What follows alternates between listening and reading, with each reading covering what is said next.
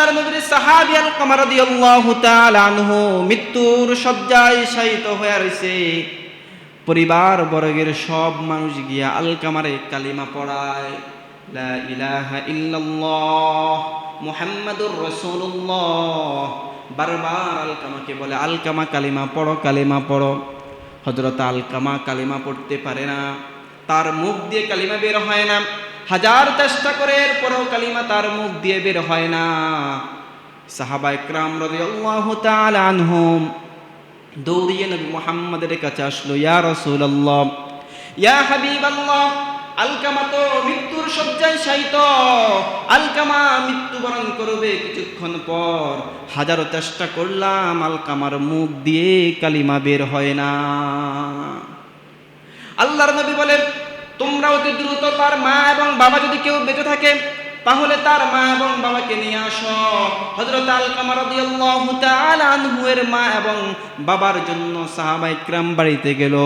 বলে, ইয়া রাসূলুল্লাহ, আলকামার শুধু মা বেঁচে আছে, বাবা দুনিয়ার জমিনে নাই।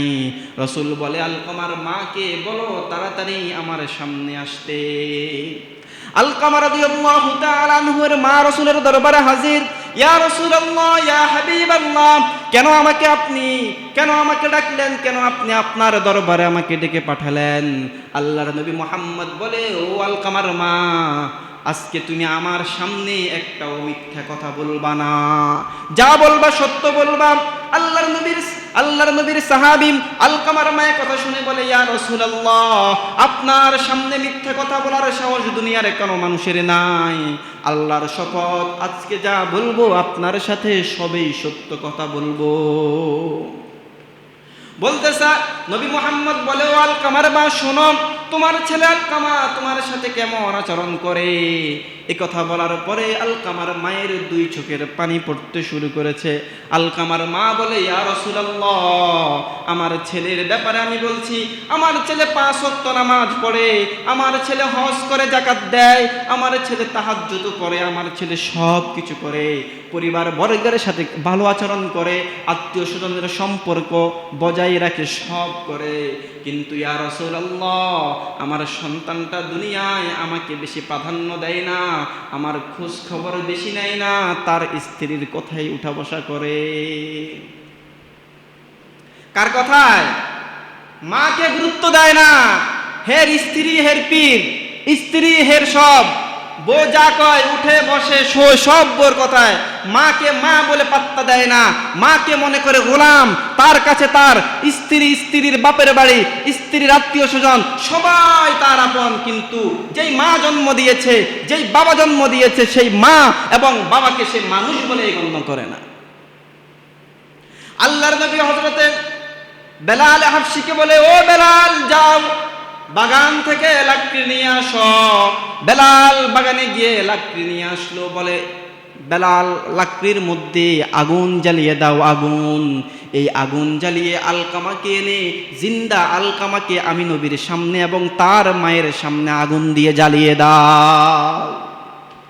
এ কথা বলার পরে হযরত আলকামার মা পাগলের মতো হয়ে গেছে, চিৎকার করে কান্না করেছে, ও রাসূল, আমার সন্তান আমার কথা শোনে না, আমার সন্তান আমাকে দেখে না, আমার সন্তান আমার খোঁজ খবর নেয় না।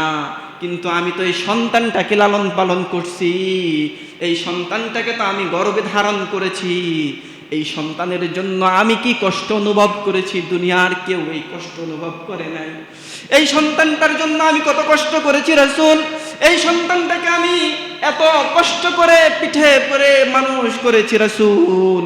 আমার সন্তান আমার কথা শুনে না, আমার সন্তান আগুনের মধ্যে জ্বালায়েন না। আলকামার মায়ের কান্না দেখে রাসূল বলে, না, আলকামাকে জ্বালিয়ে দেওয়া হবে। আলকামার মা বলে, রাসূল, হাত জোর করে বলে, আমার সন্তানটাকে আগুনের মধ্যে জ্বালায়েন না। আমার সন্তানের উপর আমার যত গোসা ছিল, আমার সন্তানের উপর আমার যত রাগ ছিল, সন্তানকে মাফ করে দিলাম। রাসূল, আপনার সাথে ওয়াদা করলাম, আমার সন্তানের উপর আমার আর কোনো গোসা নাই। দুনিয়ায় মা বাবা সবার আপন। সন্তান মা বাবাকে সবচাইতে পর মনে করে। মা বাবাকে মনে করে এরাই সকল ধ্বংসের কারণ। এরা মনে করে মা বাবার জন্য আমার উন্নতি হয় না, এরা মনে করে মা বাবার জন্য আমার ভবিষ্যৎ উজ্জ্বল হয় না। সে স্ত্রীর পিছনে লাখ লাখ টাকা খরচ করে, মা বাবার পিছনে 5,000 টাকা খরচ করতে কষ্ট হয়। মা বলে আমার ওষুধ লাগবে, মা বলে আমার বড়ি লাগবে, মা বলে আমি ভালো কিছু খাবো, বলে আপনি এত খান খান করেন কেন? দুনিয়ার মানুষ, দুনিয়ার ইতিহাসে আজ পর্যন্ত যত মানুষ অর্থ সম্পদশালী হয়েছে, যত মানুষ টাকা পয়সাওয়ালা হয়েছে, যত মানুষ সফল হয়েছে, তত মানুষের সফলতার পিছনে দুনিয়ার একমাত্র একজন মানুষের চোখের পানি আছে, সে হলো তার মা। দুনিয়ায় সফল হতে হলে মায়ের দুয়ারে বিকল্প নাই, দুনিয়ার দিকে সফল হতে হলে মায়ের দুয়ারে বিকল্প নাই, অর্থ সম্পদওয়ালা হতে হলে মায়ের দুয়ারে বিকল্প নাই। দুনিয়ার মধ্যে যদি আপনি সম্পদশালী হতে হয়, মায়ের দুয়ারে বিকল্প কোনো রাস্তা নাই। হযরত আলকামার মায়ের সামনের আলকামাকে জ্বালিয়ে দিবে। রাসূলের এই অবস্থা দেখে আলকামার মা বলে, রাসূল, সন্তান আমার কথা শোনে না, তাতে কি হয়েছে? আমি না সন্তানটাকে লালন পালন করেছি, গর্ভধারণ করেছি, আমার সন্তানের প্রতি আমার কোনো গোসা নাই, আমার সন্তানের উপর আমি খুশি হয়ে সন্তানকে আমি মাফ করে দিলাম, আমার আল্লাহ আমার সন্তানকে মাফ করবেনি। রাসূল বলেন, তুমি তোমার সন্তানকে মাফ করে দিছো, তোমার আল্লাহ তোমার সন্তানকে মাফ করে দিছে। সাহাবায়ে কেরাম খবর নিয়ে আসেন, ইয়া রাসূলুল্লাহ, আলকামা এখন মুখ দিয়ে জোরে জোরে কালিমা পড়তেছে। সুবহানাল্লাহ। আলকামা এখন মুখ দিয়ে জোরে জোরে কালিমা পড়ে। কালিমা এতক্ষণ মুখ দিয়ে কালিমা বের হয় না, এখন কালিমা পড়ে কেন? মায়ের বদদুয়া নিয়ে মৃত্যুবরণ করেছে, এই জন্য রব শেষ সময় কালিমাটাও মুখে এনে দেয় না।